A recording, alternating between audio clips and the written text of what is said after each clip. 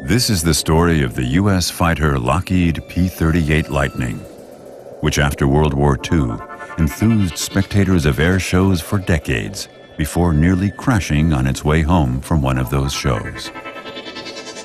And it is the story of pilot Ziggy Angara, who loves historical aircraft and taught the fallen bird to fly again.